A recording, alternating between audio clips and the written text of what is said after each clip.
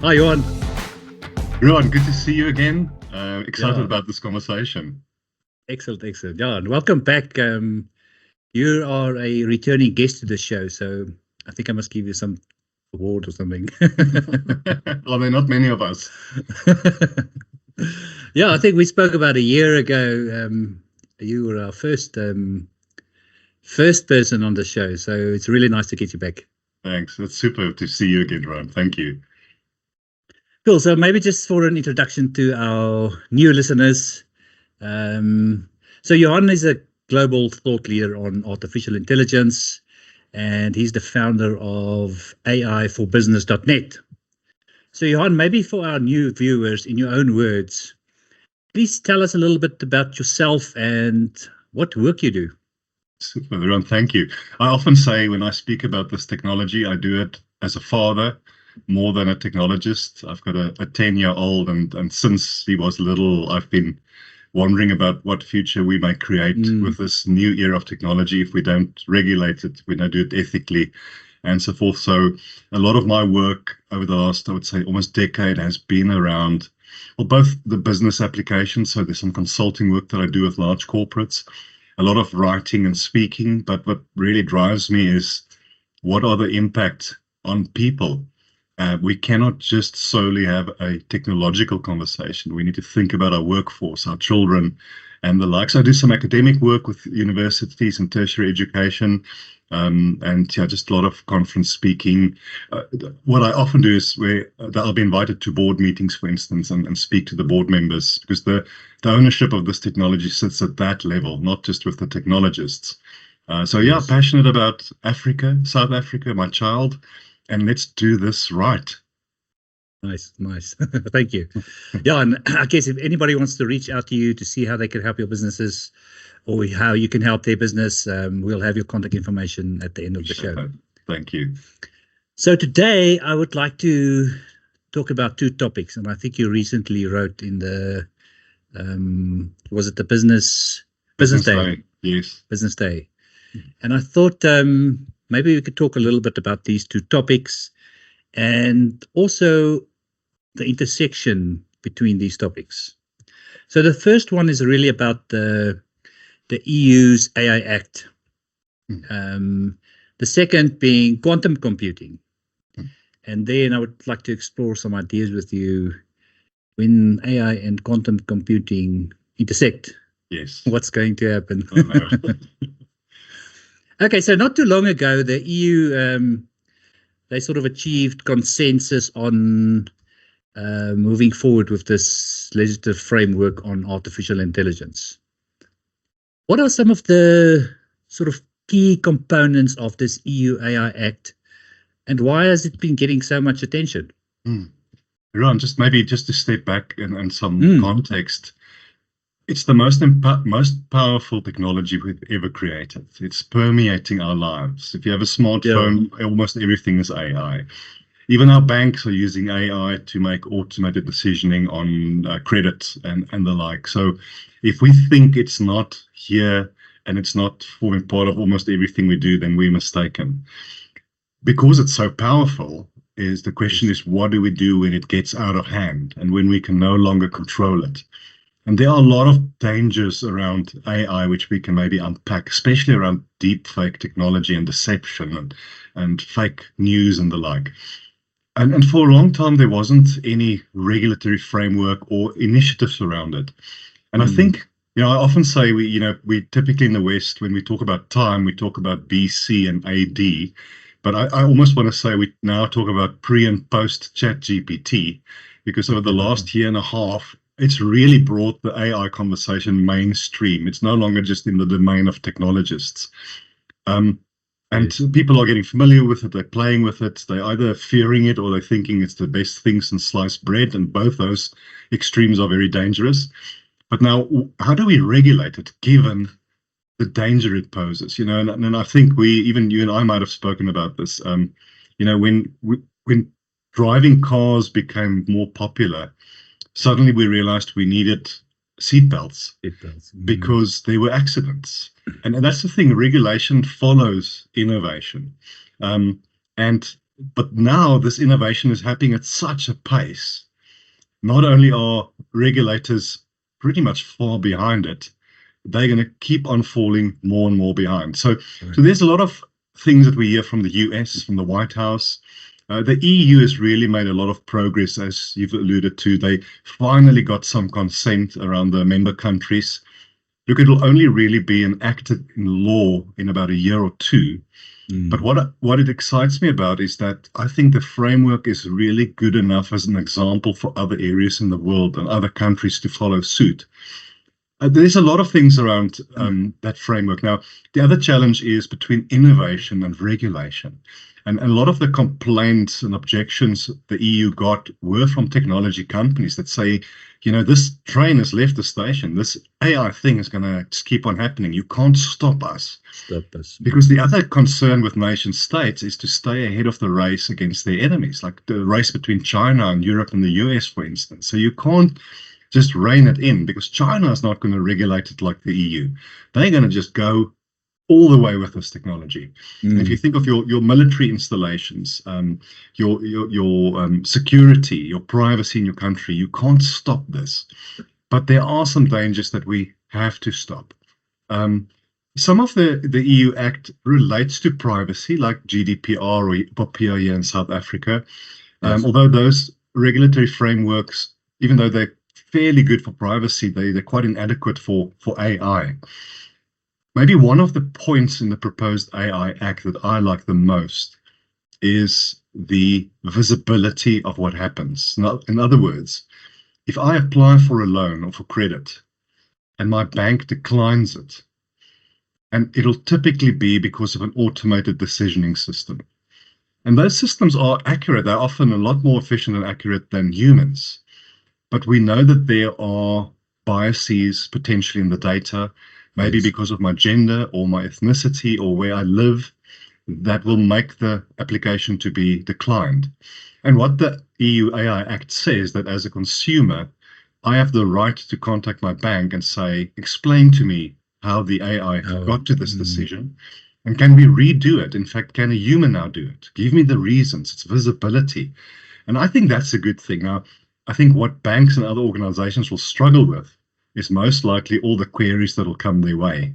They will need a separate contact center potentially for all these queries.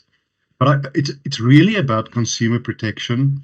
For instance, if I phone a bank or a telco and I'm speaking to a conversational AI chatbot, I think I should be notified, because these chatbots are so accurate that in some cases you don't even know it's not a human. I mean, even their mannerisms, they will and and laugh at your jokes and stuff. But should we not have the option at the beginning of the call to hear you are going to speak to a non-human intelligence? And if at any time during the call you want to press hash, you will go through to a human. For now, I'm not too worried about this regulation in the sense of it's not super dangerous yet. I'm worried about 20 or 30 years from now with our children, given where this technology is going. So if we don't steer the ship in the right direction now, we will have a lot of problems. But I think I've said a lot. I just want to pause there for now, Roy. Yeah, because I was just thinking as you were speaking, the EU now has some regulations, and I think the term is also what is used is transparency. So being able to explain how AI made decisions. And I was remembering a demo from Google maybe a year or two ago where an AI made a appointment for I think it was for a haircut or something. And it was so realistic because, as you said, they put those nuances in. So this act is going to try to sort of protect the consumers. And I guess in the financial services space, you're talking about the loan applications and sort of the risk pieces. How do you think this act is going to play out globally? Is it going to influence other AI governance and implementations? Where do you see this going globally? Because this, I guess, is primarily contained within the EU at this stage. Absolutely. Look, hopefully it is an example for other countries. I think a lot of governments, if not almost all governments around the world, are asleep at the wheel. They don't understand this technology. They, like in our country, they are keeping the lights or trying to keep the lights on. I don't even know if they have the luxury and the time to think about 4IR, because keeping the Yes. lights on is a second industrial revolution challenge. We should have been so far beyond that by now. And that's where there are some initiatives, even here, luckily, it's very small, where governments reaching out to industry, to universities, especially with great research labs and research centers, and say, it has to be driven by the government, but it cannot be solely the government. They need the expertise in the country. So I would like to think that many countries will follow suit. Now, to give you an idea, and I think it was Oxford University who released the AI Readiness Index. And this is a while ago. And if my memory serves me well, South Africa is 169th on the global AI readiness list. And again, if memory serves me well, we are only 12th from an African point of view. Even countries like Kenya, Nigeria, and Mauritius are way ahead of us. Hopefully, the adoption will take place. Again, the problem with regulation across the decades is it's only when something goes really, really wrong that people Yes. wake up to regulate it. Seatbelts is one example, but the power of this technology is when they do wake up, is it not already too late? So it's trying to work with and encourage government. We need AI innovation centers driven by government, bring in the best minds, the best expertise. It should be funded by government. There are some signs that our government is slowly waking up to it, but I'm sorry if I'm a bit pessimistic about the reality of that really happening quickly enough. But yes, Quickly hopefully the EU is showing the way for others to follow. Ron. Great, thank you. Yeah, I think that example of us trying to keep the lights on, which is, I guess, even could potentially be more accelerating and exponential when combined with AI, is quantum computing. So, what, in your understanding and perspective, is the difference between sort of our traditional silicon-based architecture and quantum computing, and why does the industry see this as a sort of massive paradigm shift if we can move to quantum versus silicon-based architecture? I find it difficult to explain, and it could be that I myself don't entirely understand it yet, but I'll give you my view and what I've read and seen so far. If you think of a two-dimensional world, you look at a picture on a paper, and the shift between that and a three-dimensional world where you can see depth and you can rotate the picture around, in a way, that is the shift between normal silicon-based computing and quantum. We work in digits, ones and zeros. That's how all our computers are working. We're working with silicon-based chips, and there we can speak about the so-called Moore's law that says every few months the amount of transistors you can put on a chip doubles. But then the question is, no matter how good we get at this, no matter if it's nanometer size transistors on a chip, at some stage we're going to just run out of space, where we just cannot put more transistors on a chip. Yeah, yes. Quantum doesn't work with ones and zeros. It's in a totally different dimension. And sometimes I draw this picture on a whiteboard. I will say, here's a 1 and here's a 0, and this is digital computing. But what if you now make it a three-dimensional picture where the ones and zeros form a square, but in 3 dimensions? So now you get multiple dimensions. In silicon-based computing, it can either be a 1 or a 0. In quantum computing, it can both be a 1 and a 0 at the same time. So the effect of that means that the ability to process data and churn out results and make decisions is at 100 million fold more powerful than traditional computing. The challenge with quantum computing is to democratize it, because it's extremely expensive. It is still only kind of limited to some big universities, or maybe somewhere in China, or Google's got 1 or 2 as well. And the other challenge is that, because the way it works is that you need to encase this computer in a temperature of about minus 400 degrees Fahrenheit because of the heat it generates. So I don't think it will be soon for me to go buy a quantum computer at Incredible Connection. I was just wanting to ask, can I buy one at the next Black Friday? But it seems we're a bit off from that. Yeah, exactly. Look, unless you have an incredible fridge and $100 million, I don't know. But the challenge is that I think one of the biggest challenges posed by quantum computing and the processing power that we say today's most powerful silicon-based computers will take, say, 40 minutes to do something that's very complex, where a quantum computer can maybe do it in nanoseconds.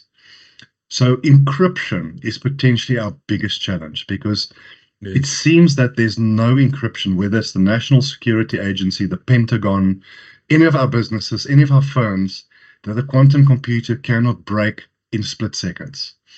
And I don't know if we will have an antivirus or a security patch of sorts for quantum computing. IBM is doing some work around that, but it's going to be a huge challenge. Now, remember, like all technology, the double-edged sword, the potential for medical research, for education, for solving some of our biggest environmental problems is immense. But I think that if, we're already struggling with privacy, but what if our national security is breached so quickly and the results that that could have because of quantum computing? Yes, and I guess if we start thinking about combining artificial intelligence, which is power hungry and processing capability hungry, and you now put it on some quantum technology that's orders of magnitude faster, that's a Yeah, really scary thought in terms of this exponential growth we're already seeing with AI. We try and catch up, as you said, maybe we're asleep at the wheel, and the EU AI Act came a year after AI was really democratized.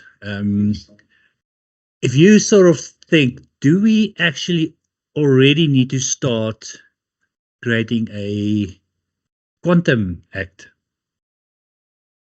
we If you're talking about the absolutely, privacy and yes, security, all of those aspects, and putting AI on top of it, it feels like we should be doing one already. exactly. You're so right, Ruan. Look, we're so far behind on what I can call normal AI, although that's most likely not the right term. We're not even close to even thinking about quantum. And I think a lot of people think quantum computing is still in the realm of science fiction, and it's not.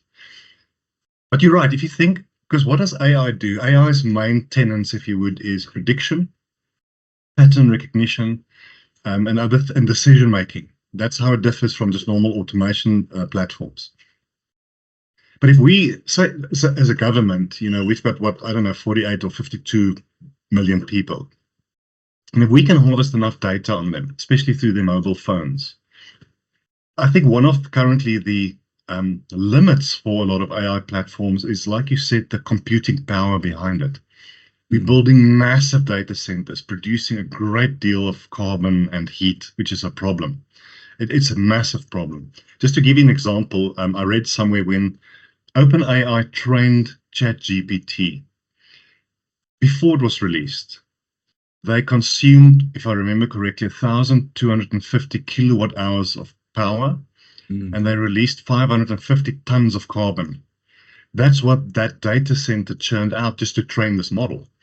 And now this model is being used a million times more by people all over the world, and we've got Bard and we've got Gemini and who knows what. So can you imagine what all these data centers are doing to our environment? And maybe there is quantum computing will be our friend in that it needs the Yes, coolness, yes. etc.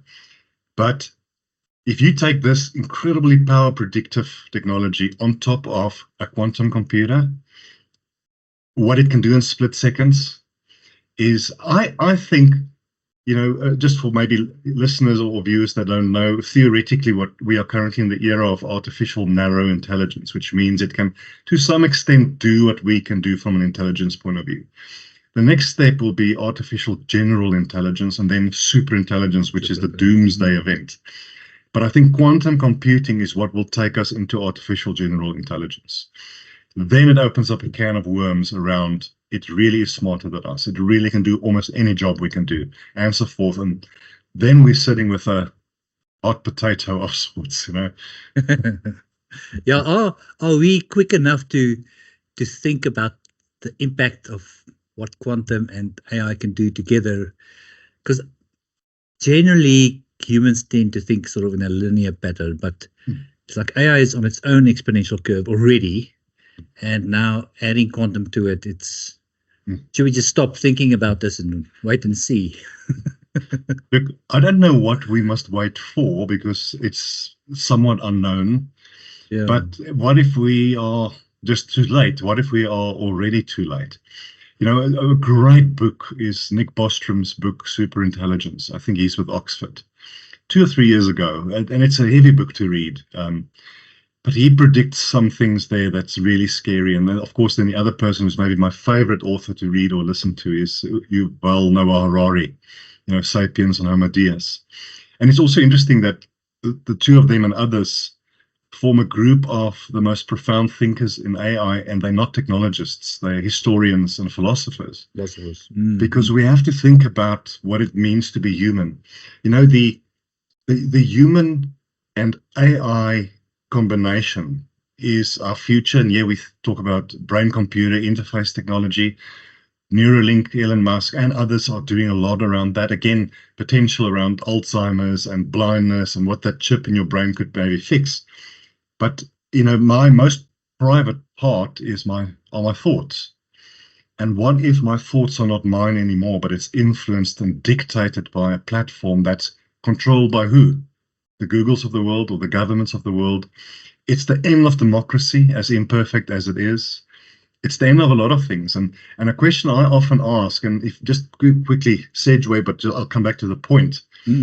About between 50 and 80,000 years ago, we Homo sapiens got the overhand over Neanderthals and other hominoid species.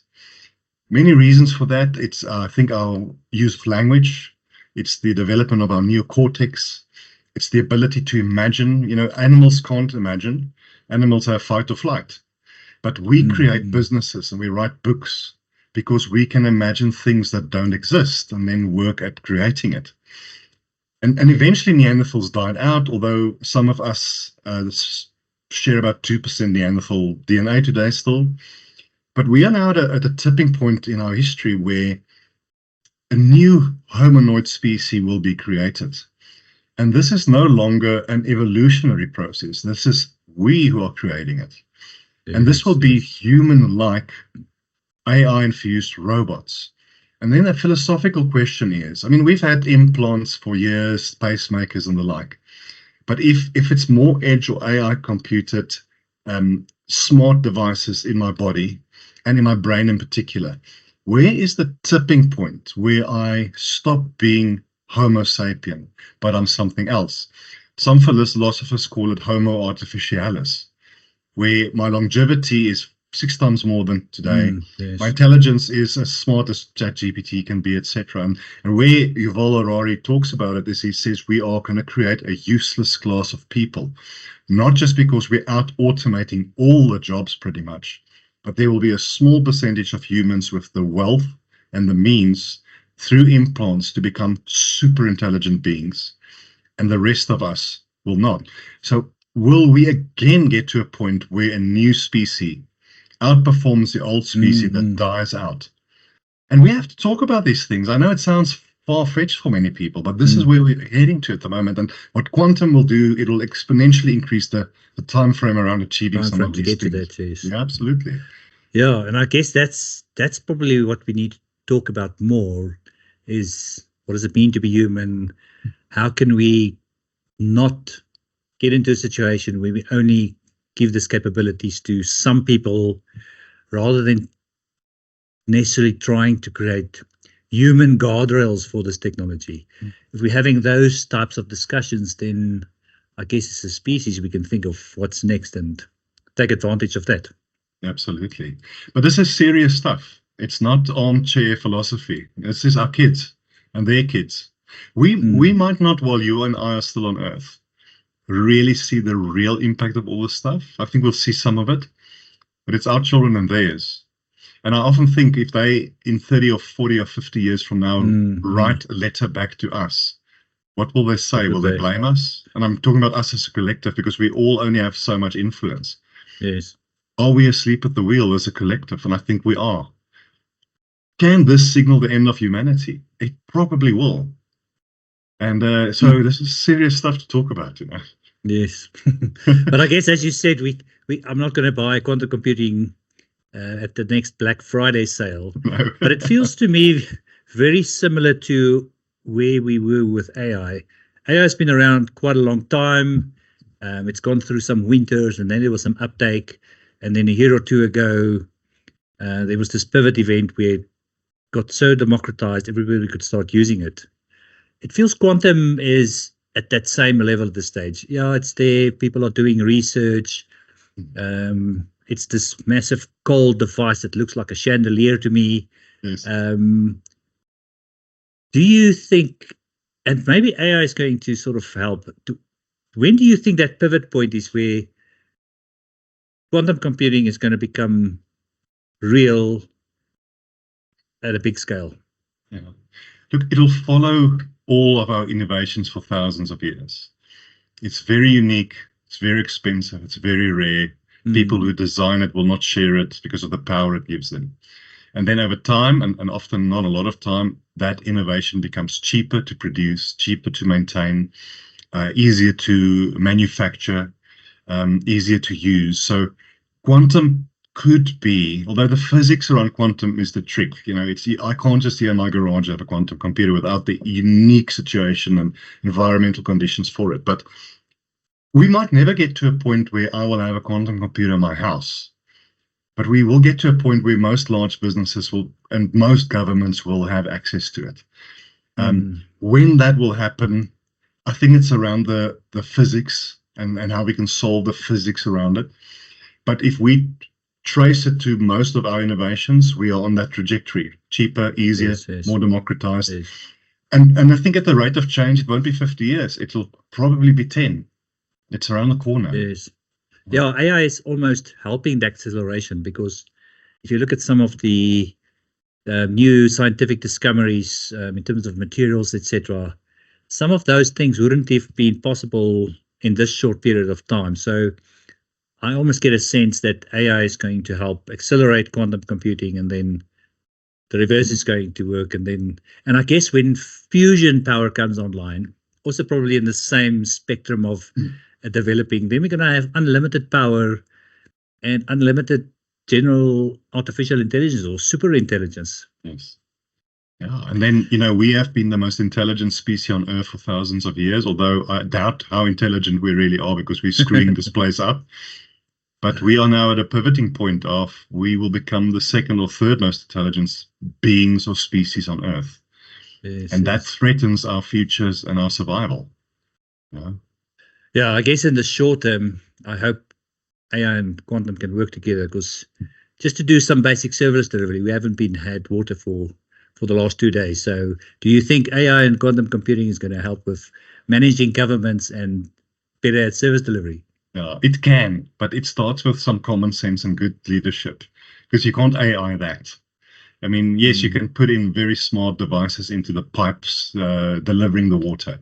You have predictive analytics that will, before it happens, show you where you're going to have a water shortage. I mean, we see this already being used in agriculture, smart farming a lot. But whether the people running the local council or the local or national government will have the foresight and know how to even start doing that, I have a lot of doubt about that. AI can solve a lot of those problems, but it can't solve a bad government and bad leadership and lack of foresight. Thank you, Johan. Maybe just to sort of end up on a sort of positive note again, the potential of AI and quantum computing to solve some of our biggest challenges. What do you see are some of the things that this technology is going to help us as humankind going forward? Look, I think definitely around education.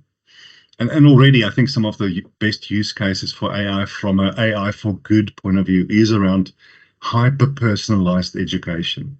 So based on the data that the platform hopefully responsibly harvests on me, maybe if it's a virtual training, my eye movements, how my brain works, determining whether I learn better through pictures or words. In other words, rather give me a mind map than an audiobook, or the other way around.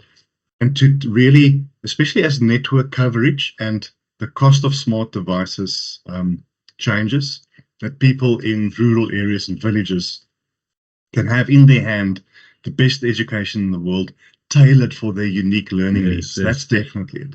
And the other one is healthcare, which is definitely not democratized across the world. The cost of it in certain areas of the world, access to it. And here we can talk about drones delivering blood or other device or medical emergency things to a village, to a person. Also hyper-personalized medicine, because maybe I can send a blood sample Yes. or even upload that blood sample into a little IoT device. And then in a very short time, that specific medicine for my DNA is produced in a lab by AI and sent to me by a drone. So I think there are definitely some of the benefits. Also, wealth creation and alleviating poverty, the ability to create digital online kind of jobs.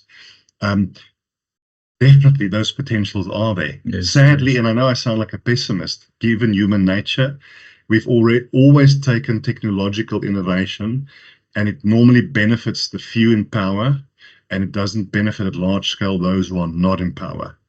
And hopefully we as humans will change that, but we will have to wait and see with this new era of technology what we are going to do, because we are tribal and selfish beings, and technology will not take that out of our nature. Yes, yes. Yeah, it's talking about that alignment problem that the guys are trying to solve. But I guess we're going to have to talk about this again, because there's so much to talk about. Absolutely. Johan, thank you very much for your time today. I look forward to speaking to you again. And if anybody would like to contact Johan, I'm going to leave his contact details at the end of the show. Please reach out to him if you've got any need for some of the services and to help you move forward. Thanks, Johan.